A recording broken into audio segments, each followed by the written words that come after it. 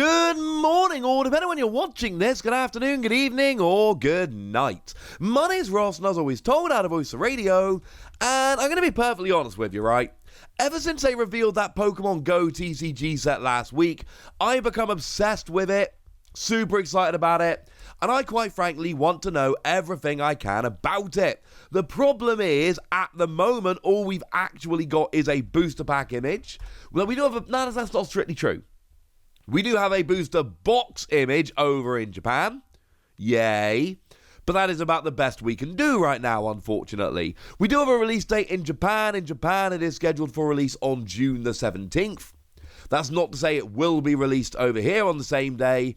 But, I mean, look, we've got a listing for summer. And we have seen a distributor listing for the 17th.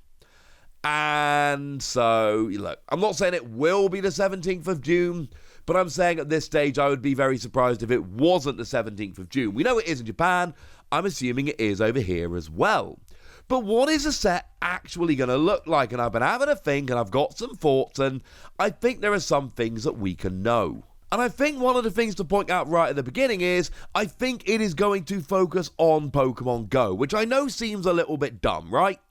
But what I mean is they are going to really pack it full of Pokemon Go, because it is basically a TCG set for Go players to buy, rather than a TCG set based around Go for TCG players. To put it another way, they are trying to get Go players playing the TCG, more than they're trying to make TCG players play Pokemon Go. Now, that's not to say that there won't be some kind of crossover. And actually, something I didn't mention in the previous video, so let's mention it now as actual news. So, not just predictions in this video, an update as well, booster box image and this.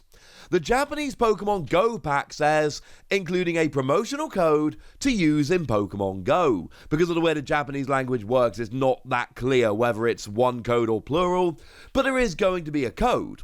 So, when I say it's not necessarily, and again, I don't know this for a fact, this is my thoughts, when I say I don't think it is a TCG set to make TCG players play Go, it's to get Go players into the TCG, I don't mean they're not going to try, they're absolutely going to try. They are going to whack a code card in there, enticing you to go and put that code into Pokemon Go, and maybe it will unlock more research, because remember, that's what happened with Professor Willow. There was a code on the Professor Willow card that would unlock special research in the game, which was really kind of cool. Or whether it's going to be that it unlocks items, or whether it gives you an encounter with a particular Pokemon. These are all options for what they could do with the code. I think research, items, and encounters are the three things it could basically be, but they're going to be included in the Japanese packs, and I know we've not had it mentioned, but assume, right? Assume that it is going to be in all the packs, not just the Japanese packs. Assume it's going to be everywhere. That is, as far as I'm concerned at least, that is a very safe assumption. So we've got this code which is going to do something, we're not entirely sure what. And that, as far as I'm concerned, is how they're getting TCG into Pokemon Go. They're trying to get TCG players and going, hey, dude, look, go and take this code, put it into the game, go nuts. And that's cool. And that is lovely, and I am down for it. But I think the cards themselves are going to be very much themed after Pokemon Go. And the reason for that is, just look at the booster pack artwork. And bearing in mind, there's not that much on the booster pack artwork, right? But what we've got here is a Larvitar eating a raspberry, which of course is the berry used in the game to make Pokemon easier to catch. That is very much a thing. We've got a Pokestop. We've got Blissey on top of a gym. We've got Professor Willow. We've got an Ipom running around, dodging all the Pokeballs thrown at him. Very much makes us think about Pokemon Go.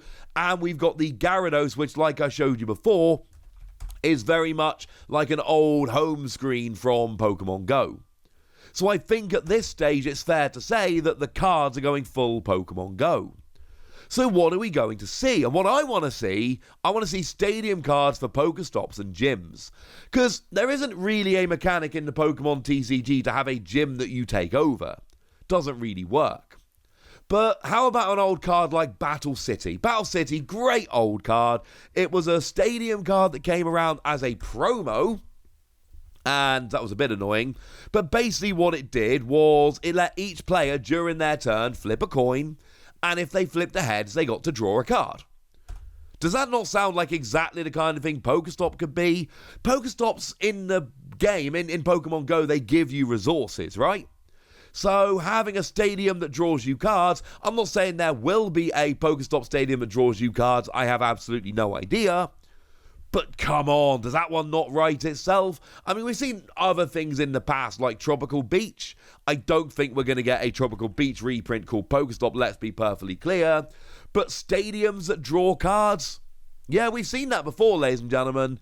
And given that Pokestops gives you resources, I think a stadium card that let you draw cards, that just sounds like the kind of thing that works, right? That sounds exactly like the kind of thing that would be in a Pokemon Go themed set. Certainly, in terms of items, I told you in my previous video, I think Raspberry's going to come in the game. I do. Berries perform quite a good thing. They really do their job in Pokemon Go. You end up using berries quite a lot, some more than others, but berries are very much a thing in Pokemon Go. And in terms of our TCG, we really half-heartedly kind of half-tried to bring them back in Sword and Shield base set. We got ourselves a citrus berry and a lumberry, and that's all well and good.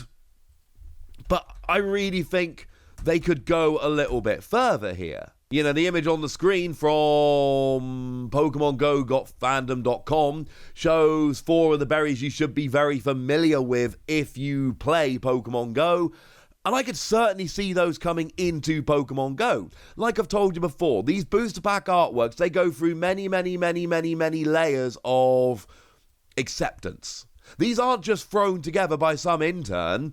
These are designed very carefully, and a whole bunch of people have to sign them off to get them actually into production. So when you've got a Larvitar eating a raspberry on the booster pack, which is the only thing shown during the initial reveal, you know that's a deliberate thing.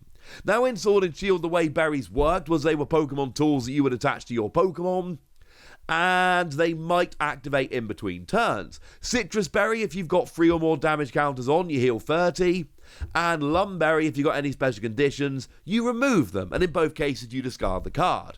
And I could certainly see your Pinat Berries, your Nanite Berries, your Raspberries, I could see these coming into the Pokemon TCG through this set in the way that I've just said. That makes perfect sense to me. And I think these are ways you could do it quite nicely. Having stadium cards for Pokestops and gyms, that is an organic way to make the TCG feel more like Pokemon Go. Having these berries in there is an organic way to make it feel more like Pokemon Go. I do think that's a little bit of a given. But I also think we need to be a little bit careful in terms of our expectations for Pokemon. So, my 2-year-old son loves Palossand. Don't ask me why. He saw Palossand, he decided he loved it. I've shown him the only episode of the Pokemon anime that features Palossand or is focused around Palossand, and he's watched it dozens of times. He loved it. Apparently, Palossand ate the house again. We ain't getting a Palossand card in Pokemon Go. And the reason, very simply, is Palossand isn't in Pokemon Go. Not yet. Now, the lovely Catherine Smith did reply to me on Twitter when I asked about this and told me that we're still missing a Gen 3 Pokemon, some Gen 4 and some Gen 5, and we've seen a couple of Generation 8 and Galar forms, but generally speaking, where we are at the moment is in Gen 6. So, Pokemon Go sent out a tweet just yesterday, a couple of days ago as I record this, telling you that Flabebe, Floette and Florges are making their debut in the game. They're coming in. And what that tells us is that Pokemon Go at the moment are into Gen 6. Now, I could absolutely see some Gen 6 Pokemon that aren't in Pokemon Go yet being introduced in the card game set for Pokemon Go and then being brought into Pokemon Go just a little while after. Get people a little bit excited. But I wouldn't expect to see a bunch of Generation 7 and 8 Pokemon in the TCG. Because again, and I don't know this for a fact, but this is my thought, knowing Pokemon, knowing business, etc. I don't think it makes much sense to do anything other than make a TCG set which is trying to hook Pokemon Go players. Because most people who have played the TCG have played Pokemon Go at some point. So you give them codes in the packs, you try and hook them back in, jobs are good 'un. But the majority of people who played Pokemon Go haven't played the TCG. There is a huge casual audience who play a lot of Pokemon Go, people like my dad and his partner, who have never touched the Pokemon TCG video games or anything else.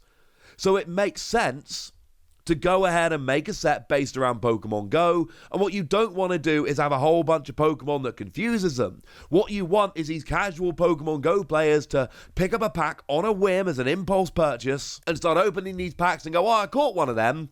Hey, that was that Pokemon I got in a raid there a couple of months ago. Oh man, I remember the community day for this one. Incidentally, and I have no proof of this, it's just my thought, Pokemon that have had community days, I think, are way more likely to be featured in the set because they are the kind of Pokemon that the Pokemon Go players are going to have better memories of, be more familiar of, because they're going to have gone out on community days catching them.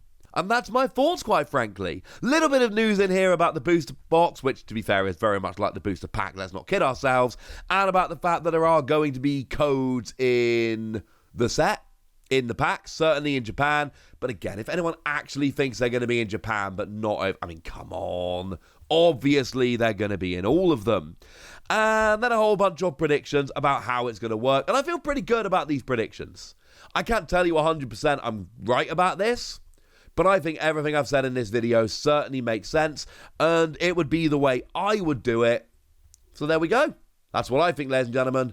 But I want to know what you think. What are your predictions for the Pokemon Go TCG set? What would you like to see? What do you think we're going to see? And what else would you like to tell me? Go nuts in the comment section, would you? But be nice! And then make sure you like this video, subscribe to this channel, follow me on Twitter at TheWasi, and Twitch for some live action at twitch.tv/PTCG Radio. If you want to support the channel, get some bonus podcasts and all that good stuff, head on over to patreon.com/PTCG Radio, where you can do exactly that. But by far the most important thing, as always, look after yourselves till next time, would ya? Thank you very much for watching. My name's Ross, and you've been watching PTCG Radio.